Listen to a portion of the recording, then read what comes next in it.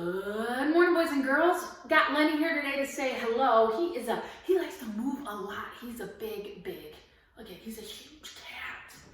He won't stay here very long. I thought I'd change the scenery today. Change it up. Got my Cougars women's soccer sweatshirt on. Go Cougs.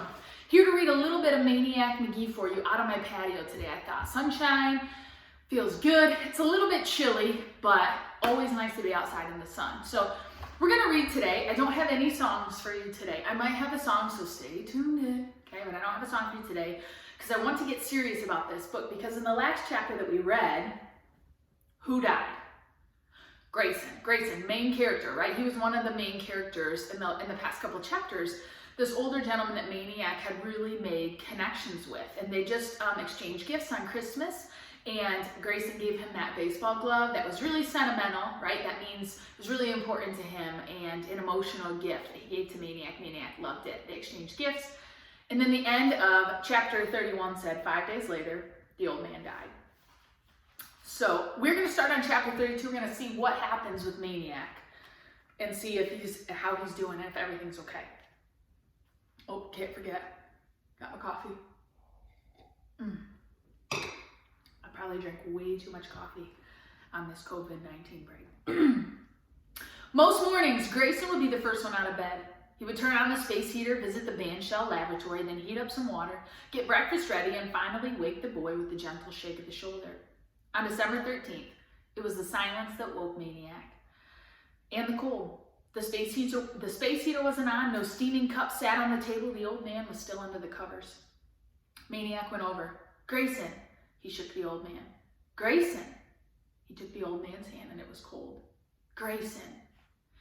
He didn't run to the superintendent's office and he didn't run to the nearest house. He knew.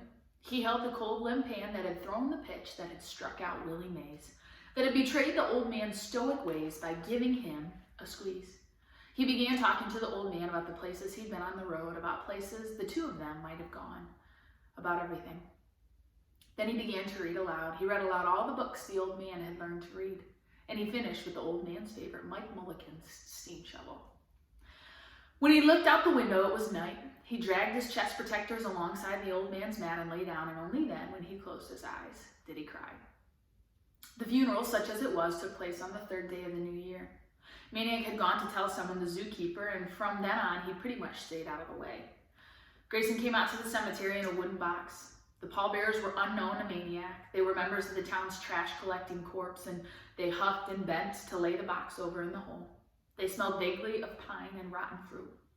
Maniac was the only mourner. He had thought that the park superintendent might show, or the attendant at the Y locker room, or maybe the lady who ran the park food stand in the summer.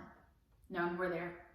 Only Maniac and the man from the funeral home and the 6 pallbearers and 2 men off on the side, smoking cigarettes and leaning on a little hole-digging tractor that made Maniac think of something. He smiled inwardly. Hey Grayson, look, it's Mike Mulligan's steam shovel had a baby. High above, a silver plane crossed the sky, silent as a spider. A voice startled Maniac. When's he coming? It was one of the pallbearers. The man from the funeral home pushed down the top of his black leather glove to expose his watch. Should be here now. Should have been here 5 minutes ago. How long are we gonna wait? The funeral man shrugged, and all but the pallbearers lit up cigarettes. Maniac wished he hadn't come. This event had nothing to do with the man who once lived in the body in that wooden box. I'm freezing my kahunas off, a pallbearer announced. Me too, said another. Hey, call one of the grave diggers. We ain't waiting all day to fill that hole. Everyone looked at the man in the long black coat, and he looked at his watch again. Traffic, probably. The minister, thought Maniac. That's who we're waiting for. A pallbearer walked over to the funeral man. We hauled the stiff here. Ain't that enough? They only give us an hour. Another pallbearer chimed in. Let's go get some donuts. Hot coffee, baby. Loud clanks of grave diggers striking the baby steam shovel with a spade. The funeral man sighed. He pulled out his own cigarette and lit it from the glowing tip of the pallbearers.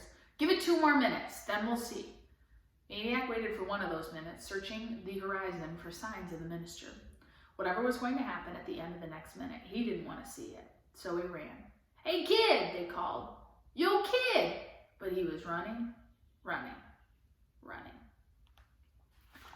That takes us to, if you can see, part 3. So this is going to be the end of the book. What's Maniac going to do now? So we start at the beginning with the Beals.